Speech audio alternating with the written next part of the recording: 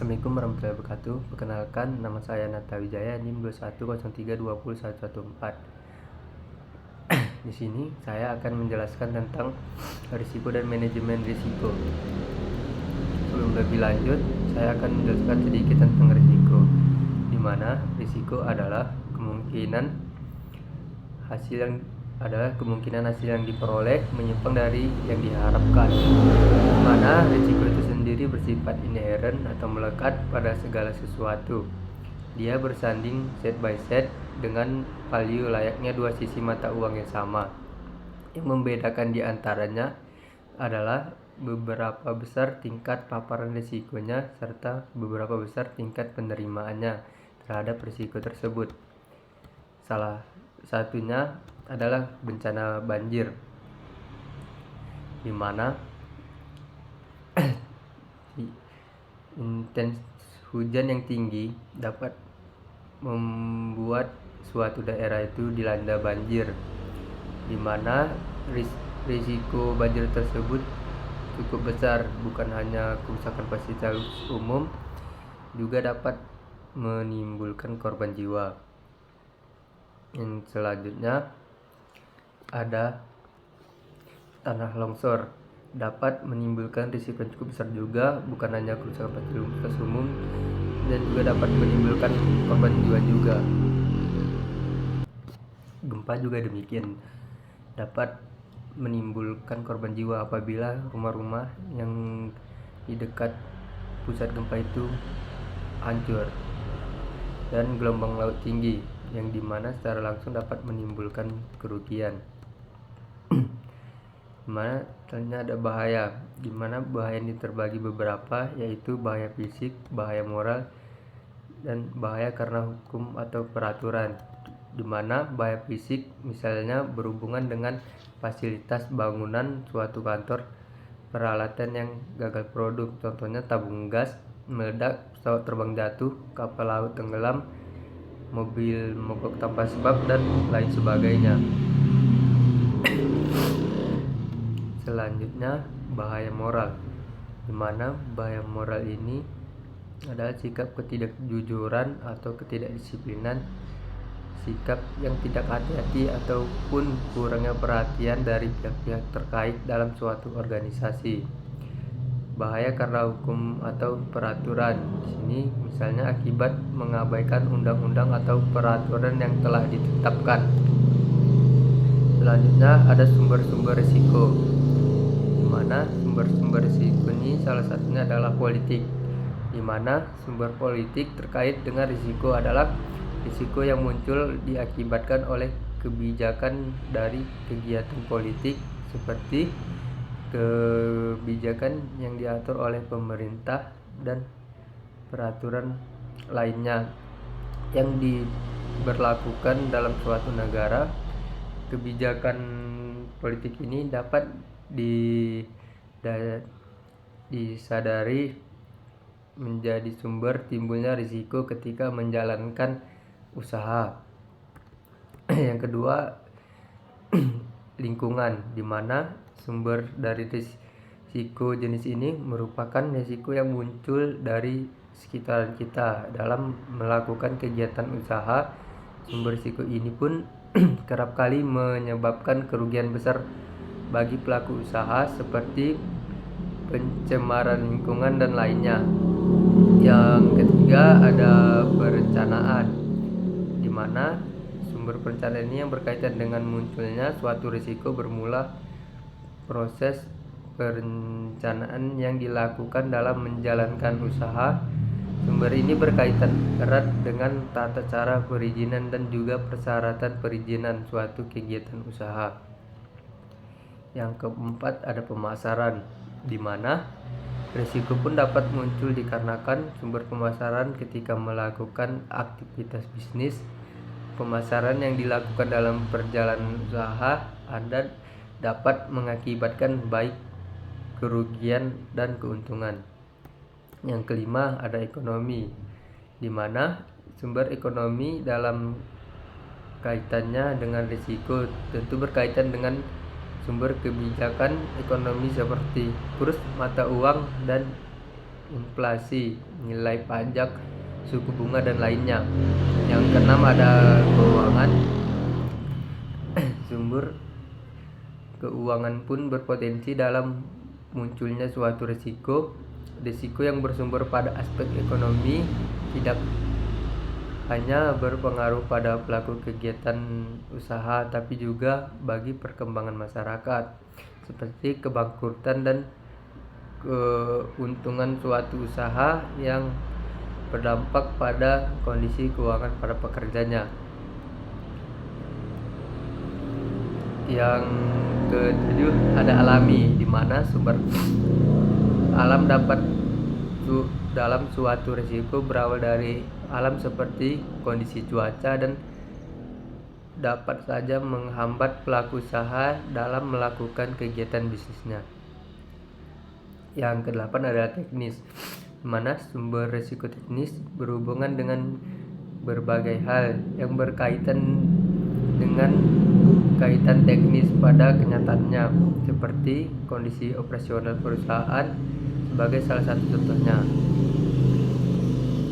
Yang selanjutnya, yang kesembilan, manusia, di mana sumber ini berkaitan erat dengan sumber daya manusia. Risiko yang muncul dari sumber daya ini berupa kompetensi yang berakibatkan pada kemampuan, kelalaian, kelelahan, dan sebagainya. Yang ke-10, kriminal. Sumber selanjutnya adalah kriminal. Sumber ini berkaitan dengan munculnya risiko pada bidang pencurian, pemalakan, penipuan, dan risiko serupa lainnya. Yang ke-11 adalah keselamatan, di mana sumber keselamatan berkaitan dengan risiko dalam bidang keselamatan dan kesejahteraan kerja, seperti adanya zat berbahaya dalam melakukan kegiatan bisnis, ledakan, bahkan kebakaran, dan risiko lainnya dalam hal kesehatan dan keselamatan kerja. Selanjutnya ada risiko murni, di mana risiko murni adalah suatu risiko yang bila mana terjadi akan memberikan kerugian, dan apabila tidak terjadi maka tidak menimbulkan kerugian, namun juga tidak menimbulkan keuntungan. Risiko ini akibatnya hanya ada dua macam rugi atau break even. Contohnya adalah pencurian, kecelakaan, atau kebakaran. Yang selanjutnya ada risiko spekulasi, di mana risiko spekulasi adalah risiko yang berkaitan dengan terjadinya dua kemungkinan, yaitu peluang mengalami kerugian finansial atau memperoleh keuntungan. Risiko ini akibatnya ada tiga macam: rugi, untung, atau break even. Contohnya adalah investasi saham di bursa efek, membeli undian, atau sebagainya. Yang selanjutnya, risiko bisnis. Risiko bisnis adalah risiko yang dihadapi oleh organisasi atau kualitas dan keunggulan pada beberapa produk pasar yang dimiliki oleh organisasi. Risiko seperti ini hadir karena adanya ketidakpastian dari aktivitas bisnis seperti inovasi teknologi serta di desain produk dengan pemasaran. Yang selanjutnya adalah risiko strategi. Risiko strategi muncul karena adanya perubahan fundamental pada lingkungan ekonomi atau politik. Risiko strategi sangat sulit untuk dihitung karena berhubungan dengan hal-hal makro di luar organisasi seperti kebijakan ekonomi, iklim politik, dan lain-lain. Selanjutnya ada risiko keuangan, di mana risiko finansial merupakan risiko yang timbul sebagai akibat adanya pergerakan pada pasar finansial yang tidak diperkirakan. Risiko ini berkaitan dengan kerugian yang mungkin dihadapi dalam pasar finansial, seperti kerugian akibat pergerakan tingkat suku bunga atau adanya kegagalan dalam obligasi finansial. Selanjutnya ada kategori risiko, mana salah satunya risiko dari sudut pandang penyebab, yakni risiko keuangan, di mana risiko keuangan atau yang dikenal dengan financial risk adalah berbagai bentuk keputusan yang berhubungan dengan keuangan yang bisa menyebabkan kerugian, di mana risiko keuangan akan sangat berhubungan dengan keuangan, seperti dampak transaksi di dalam neraca keuangan, kewajiban kontrak kerja, tanggal jatuh tempo pembayaran utang, risiko likuiditas perusahaan, dan berbagai hal lainnya yang mampu merugikan aktivitas perusahaan. Identifikasi dari pengelola risiko ini disebut dengan manajemen risiko, yang mana tidak hanya identifikasi saja melainkan analisa respon risiko secara konsisten, formal dan juga komparatif, sehingga akan menciptakan manfaat yang bisa diraih. Selanjutnya ada risiko operasional, mana risiko operasional adalah hal yang wajar yang terjadi dalam suatu perusahaan. Meskipun demikian, risiko ini bisa dihindari agar tidak menimbulkan kerugian dalam bisnis.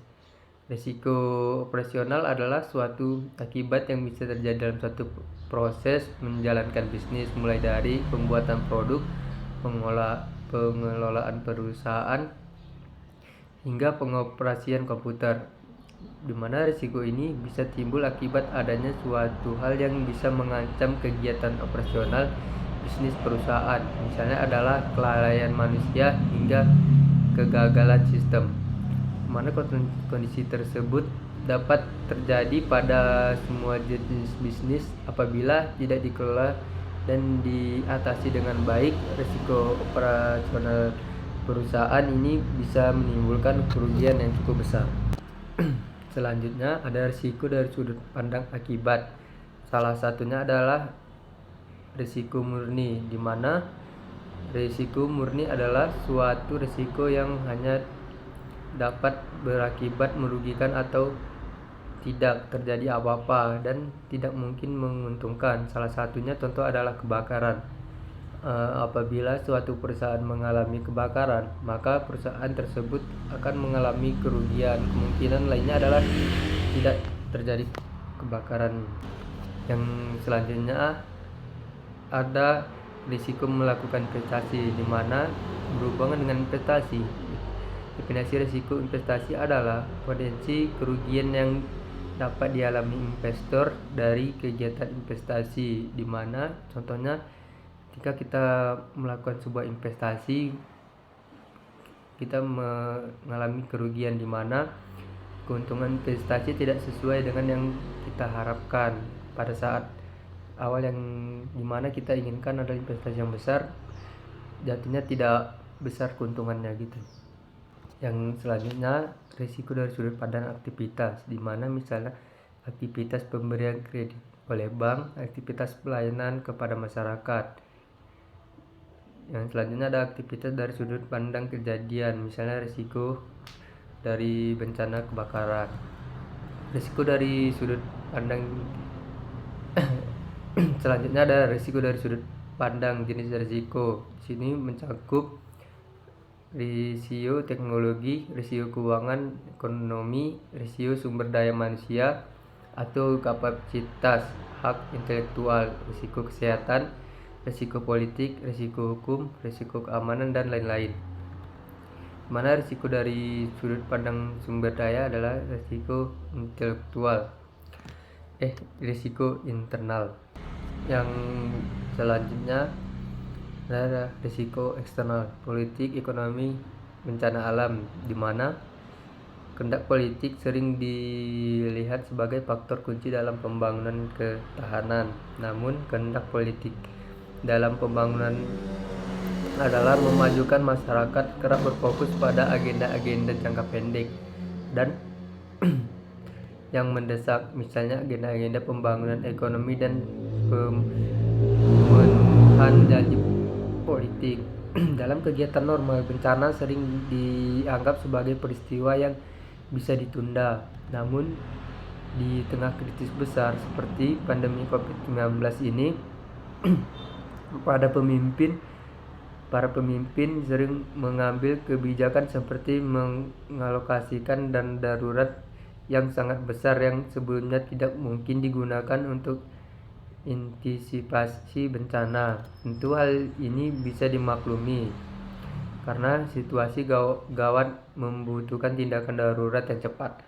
Namun, ketika krisis berakhir, para pemimpin biasanya akan kembali mengabaikan PRB dan berfokus pada agenda lainnya. Perhatian politik mereka kembali seperti semula. Mereka akan kembali fokus pada tujuan jangka pendek seperti bidang ekonomi daripada kebijakan antisipatif seperti isu perubahan iklim, mitigasi bencana, dan pencegahan pandemi.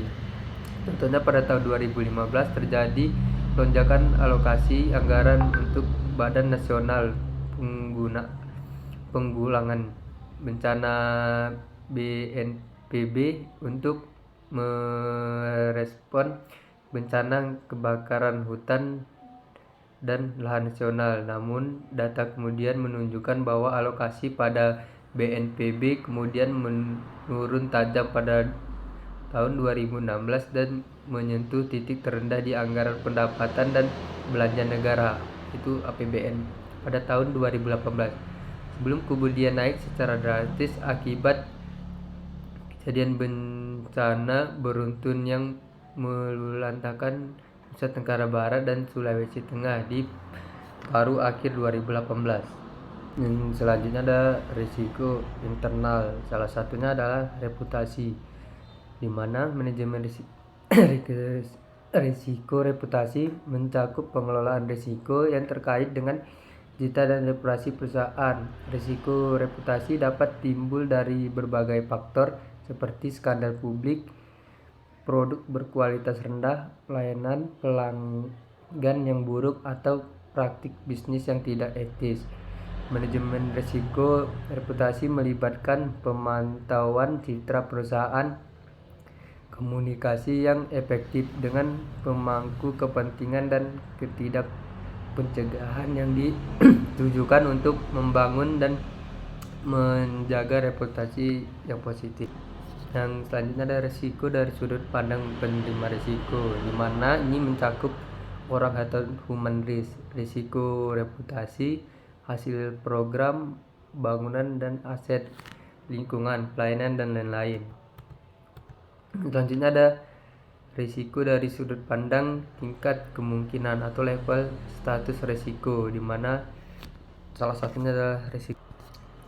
Jadi risiko rendah ini adalah risiko yang mengindikasikan kemungkinan terjadinya suatu peristiwa yang tidak diinginkan sangat kecil. Contohnya, jika Anda memiliki investasi dengan risiko rendah, peluang kerugian besar sangat minim. Dalam kesehatan risiko rendah mungkin berarti Anda memiliki gaya hidup sehat dan tidak memiliki faktor risiko penyakit tertentu. Yang kedua ada risiko menengah. Risiko menengah berada di antara risiko rendah dan tinggi. Ini bisa berarti ada beberapa kemungkinan terjadinya peristiwa yang tidak diinginkan, tetapi juga ada peluang untuk hasil yang lebih baik. Misalnya, jika Anda berinvestasi dengan risiko menengah, Anda mungkin mengharapkan keuntungan yang moderat dengan risiko kerugian yang terbatas. Yang ketiga ada risiko tinggi, mana risiko tinggi ini menunjukkan kemungkinan besar terjadinya peristiwa yang tidak diinginkan dalam konteks keuangan. Ini mungkin berarti berinvestasi dalam saham yang sangat fluktuatif atau memiliki hutang yang tinggi. Dalam kesehatan, risiko ini tinggi dapat terjadi jika Anda memiliki faktor risiko seperti merokok, penyakit kronis, atau memiliki riwayat keluarga dengan penyakit tertentu. Ingatlah bahwa pengelolaan risiko adalah bagian penting dari pengambilan keputusan. Dalam berbagai situasi, pertimbangkan risiko dan manfaatnya dengan cermat sebelum mengambil suatu tindakan. Dan selanjutnya ada risiko dari sudut pandang kemampuan mengendalikan, di mana yang pertama adalah risiko sangat terkendali, di mana risiko ini memiliki kontrol yang kuat dan dapat dikelola dengan baik. Contohnya adalah risiko yang memiliki langkah-langkah pencegahan yang jelas dan efektif, misalnya risiko kebakaran di rumah dan dapat diminimalisir dengan instalasi alarm asap dan pemadam api yang cepat. Yang kedua ada risiko yang kurang terkendali. Risiko ini memiliki beberapa faktor yang sulit dikendalikan tetapi masih memungkinkan untuk mengurangi dampaknya. Contohnya adalah risiko kesehatan seperti penyakit genetik dan tidak dapat sepenuhnya dicegah, tetapi dapat dikelola melalui pengawasan medis dan gaya hidup sehat. Yang ketiga ada risiko yang tidak atau sangat sulit dikendalikan. Risiko ini memiliki faktor-faktor yang sulit atau bahkan tidak mungkin dikendalikan. Contohnya adalah bencana alam seperti gempa bumi dan tsunami. Meskipun kita mempersiapkan diri dengan perencanaan darurat, kita tidak dapat mengendalikan kapan atau bagaimana bencana tersebut terjadi.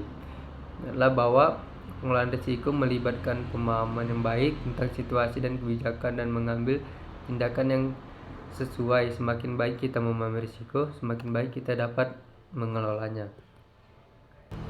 Selanjutnya ada risiko dari sudut pandang hierarki risiko, di mana yang pertama ada risiko strategis, di mana risiko strategis melibatkan peristiwa atau keputusan yang dapat mempengaruhi berbagai aspek bisnis perusahaan dan memiliki potensi hasil yang lebih besar daripada risikonya. Yang kedua ada risiko program, di mana risiko program ini terkait dengan keseluruhan rangkaian proyek yang saling terkait. Ini mencakup risiko yang mempengaruhi keseluruhan program. Yang ketiga ada risiko proyek, di mana risiko proyek terkait dengan suatu proyek spesifik. Ini melibatkan risiko yang mempengaruhi pencapaian tujuan proyek.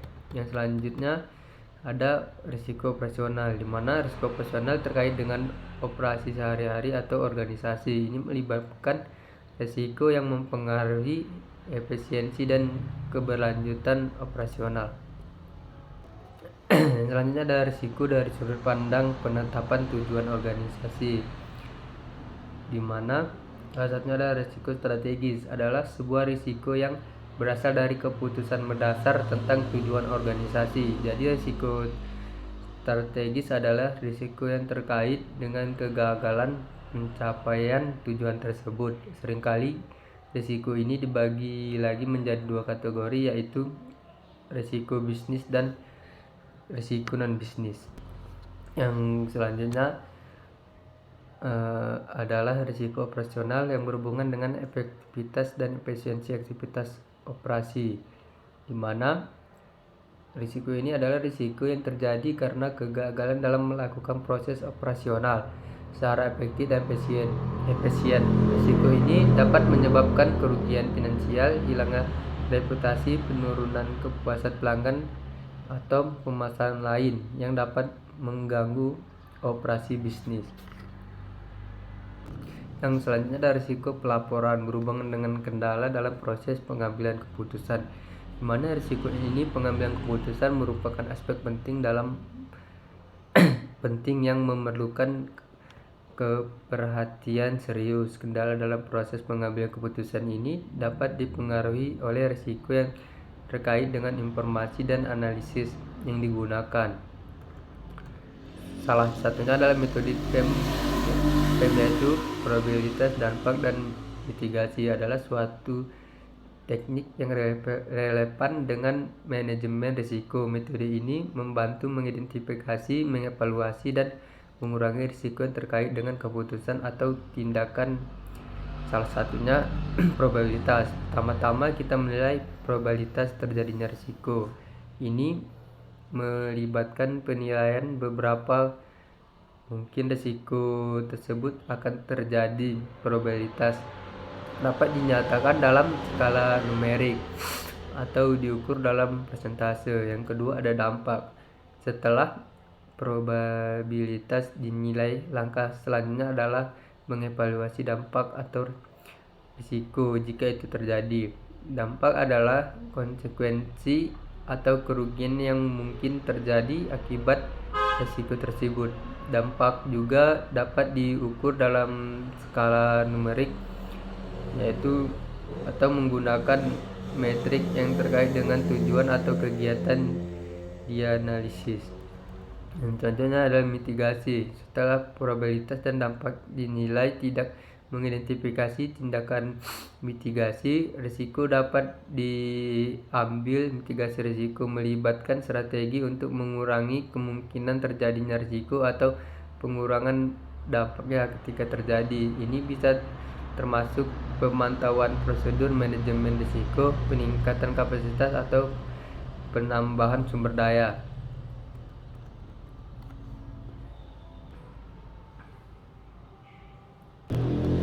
Yang selanjutnya ada risiko ketaatan berhubungan dengan kesesuaian terhadap regulasi yang berlaku, di mana risiko keputusan merupakan risiko yang disebabkan bank dalam menjalankan kegiatan bisnisnya tidak patuh atau tidak melaksanakan peraturan perundang-undangan, di mana risiko ini mengacu pada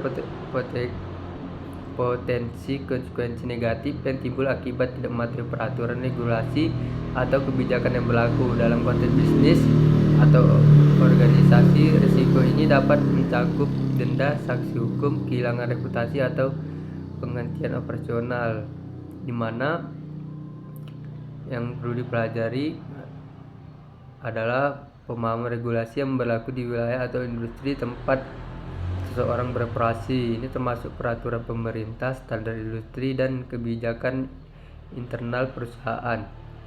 Yang kedua, kepatuhan, di mana pastikan bahwa organisasi mematuhi semua regulasi yang berlaku. Ini melibatkan pemantauan dan penilaian secara teratur untuk memastikan kepatuhan. Dan selanjutnya ada pelatihan karyawan, di mana diberikan pelatihan kepada karyawan tentang keputusan dan pentingnya mengikuti regulasi. Ini membantu mengurangi risiko kesalahan yang disebabkan oleh ketidaktahuan.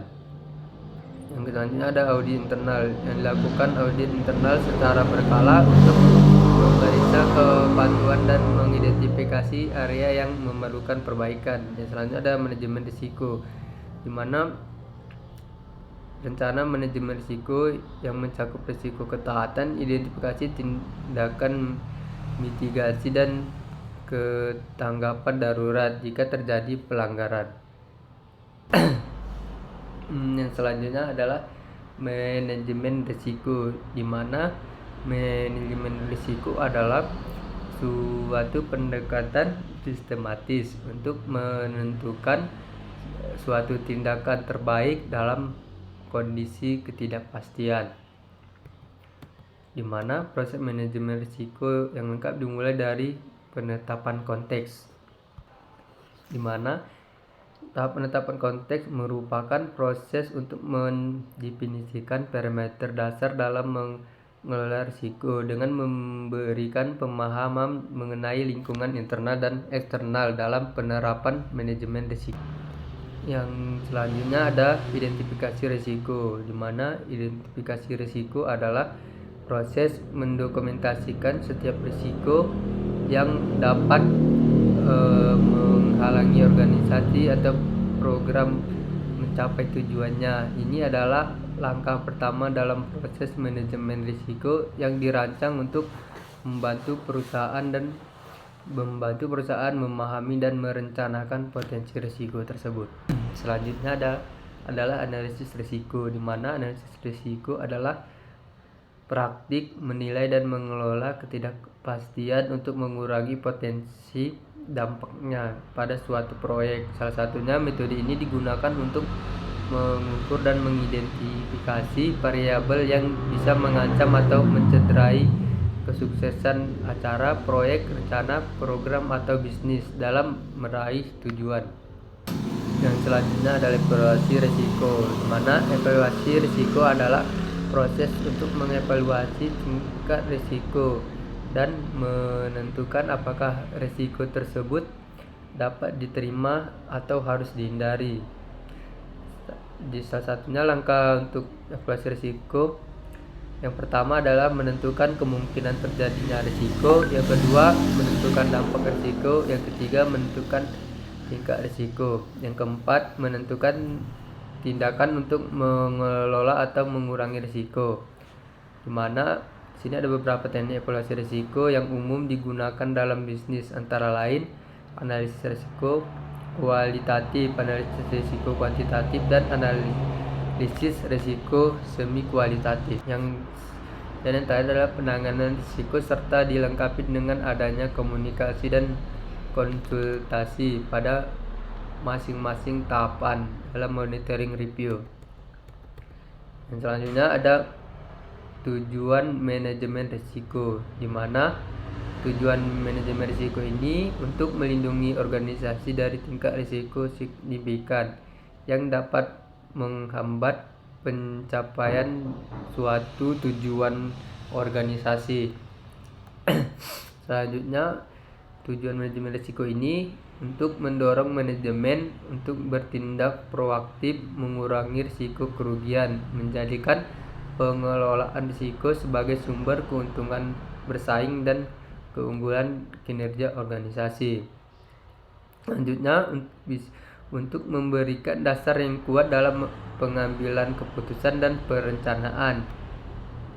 Yang tentunya lagi mendorong setiap insan organisasi untuk bertindak berhati-hati dalam menghadapi risiko organisasi sebagai upaya memaksimalkan nilai organisasi demi tujuan yang diinginkan bersama, meningkatkan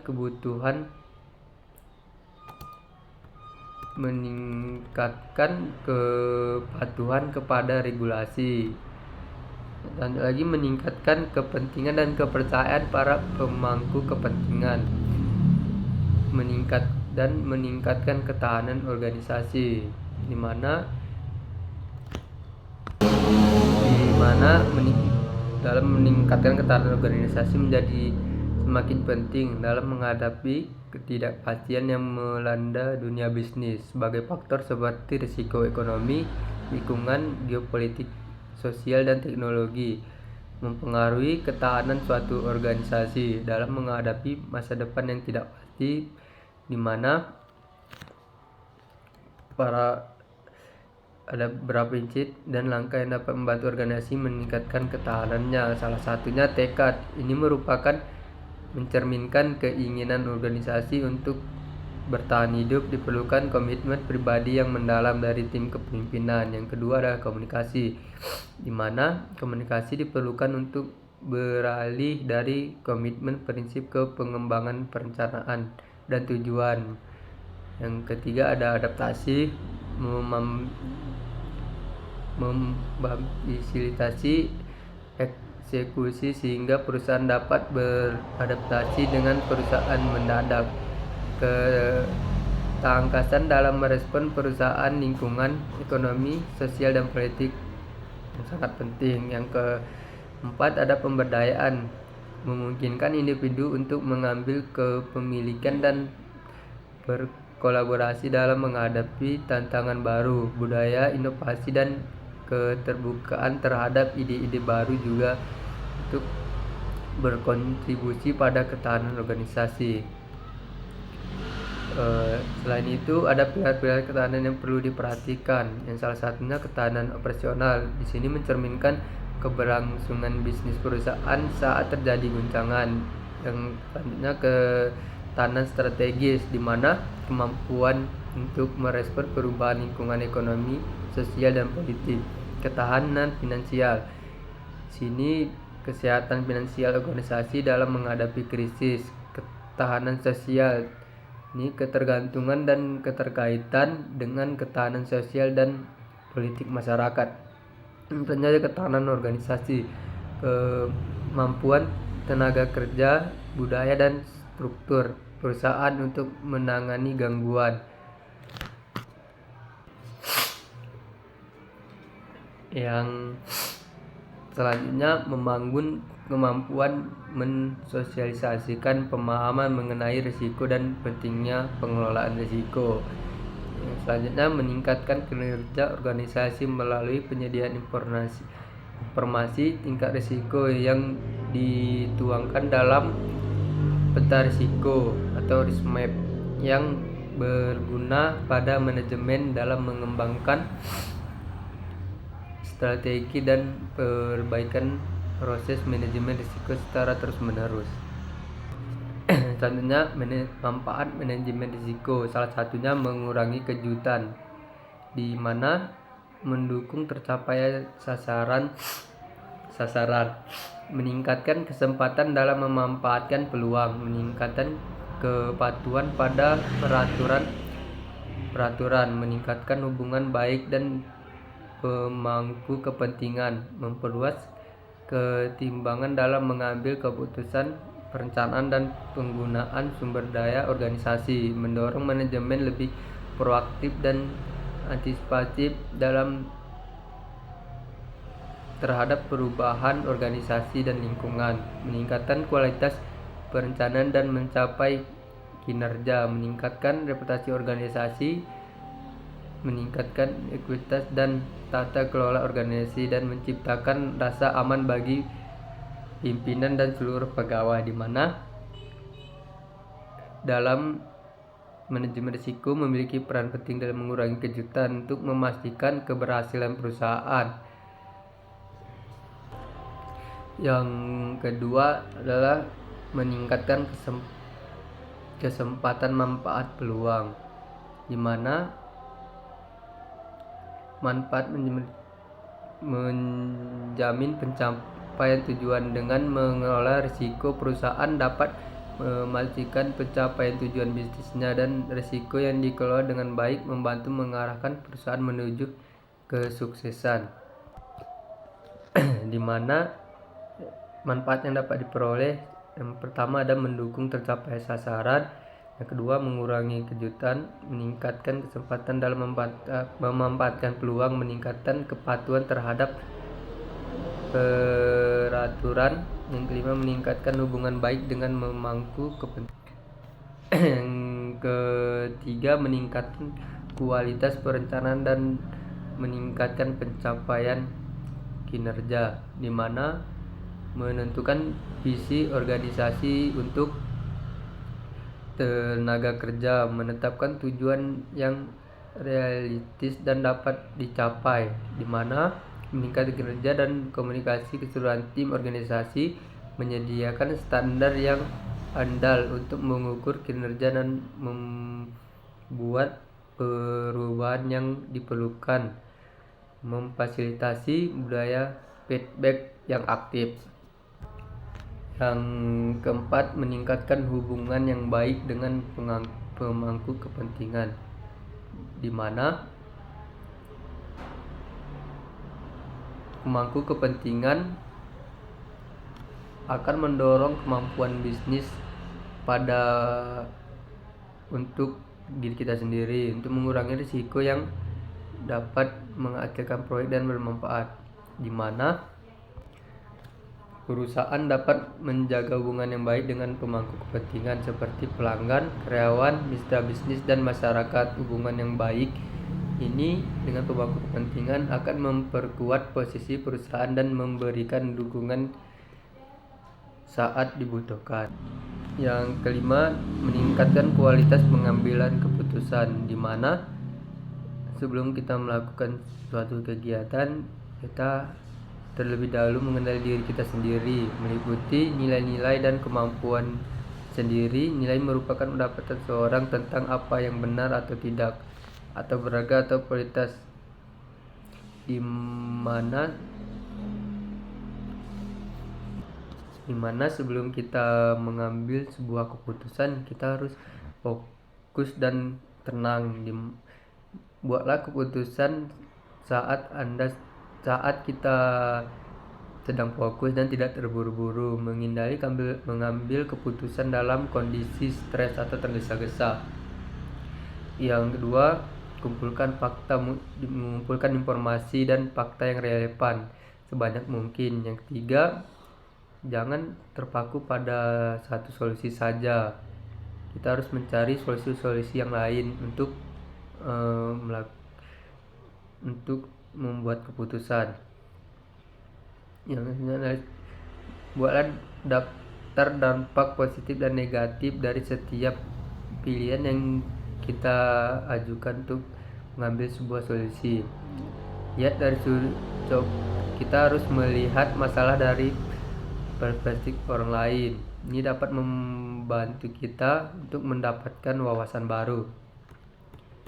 Yang selanjutnya,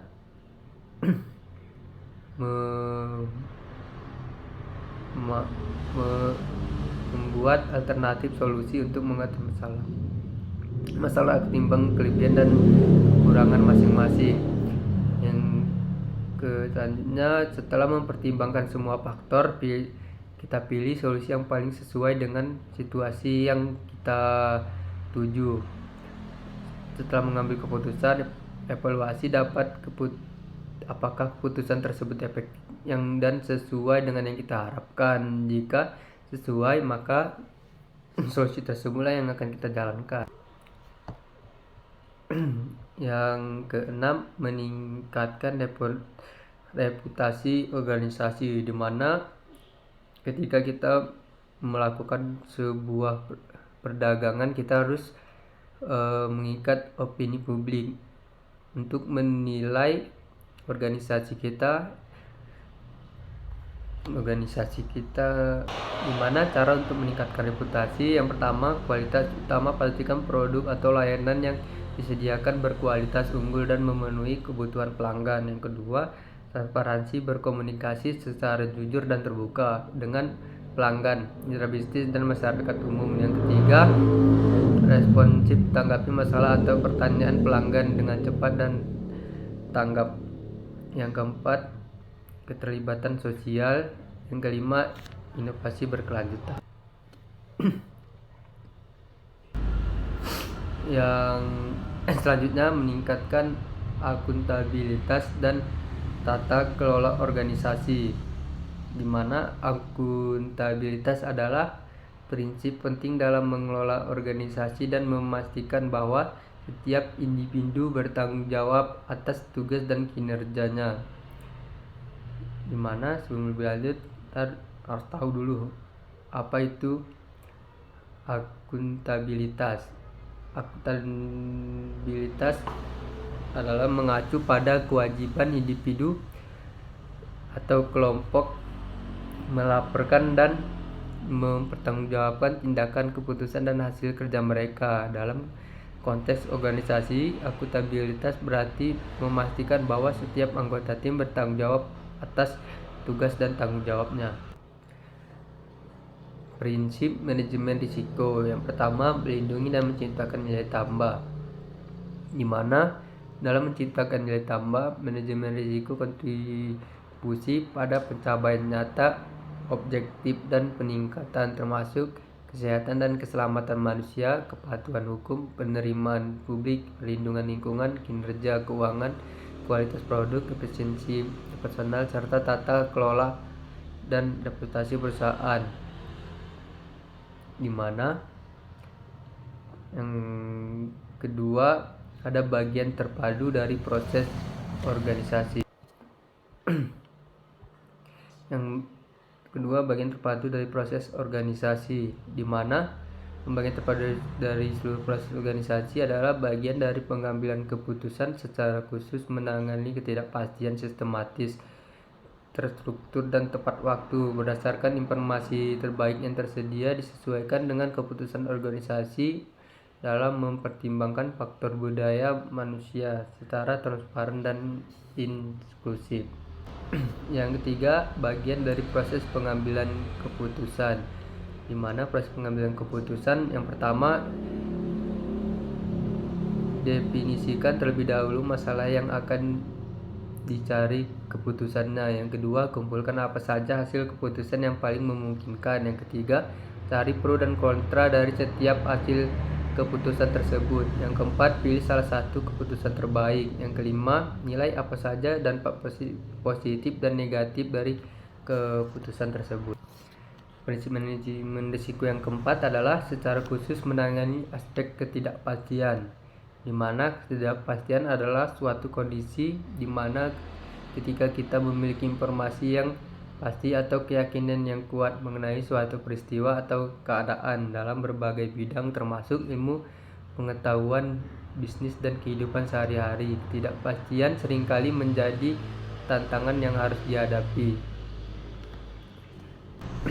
Yang kelima, bersifat sistematik, terukur, dan tepat waktu, di mana suatu pendekatan sistematik, tepat waktu, dan terstruktur terhadap manajemen risiko memiliki kontribusi terhadap efisiensi dan hasil yang konsisten dapat dibandingkan serta kita andalkan. Yang keenam, berdasarkan pada informasi terbaik yang tersedia, di mana manajemen berdasarkan informasi terbaik dan tersedia yaitu masukan untuk proses pengelolaan risiko didasarkan oleh sumber informasi seperti pengalaman, umpan balik, dan pengamatan pikiran dan pertimbangan pakar. Yang ketujuh, kas untuk penggunaannya, di mana dalam bahasa Indonesia kata kas sering digunakan untuk menyebutkan suatu hal yang hanya dimiliki atau ditemukan di suatu tempat atau daerah tertentu. Contohnya makanan khas Jawa, tarian khas Bali, atau khas Palembang. Yang ke-8, mempertimbangkan faktor manusia dan budaya, di mana kita harus mengenali faktor manusia dan budaya adalah suatu hal yang sangat penting dalam berbagai aspek kehidupan. Ketika kita mempertimbangkan faktor ini, kita mengakui bahwa setiap individu memiliki pengalaman latar belakang dan pandangan yang berbeda-beda. Yang ke-9, harus transparansi dan inklusif. Yang ke-10, bersifat dinamis, berulang, dan tanggap terhadap perubahan. Yang terakhir, memfasilitasi terjadinya perbaikan dan peningkatan organisasi secara berlanjut. Mungkin hanya ini yang dapat saya sampaikan, lebih dan kurang mohon maaf. Wabillahi taufiq wal hidayah. Assalamualaikum warahmatullahi wabarakatuh.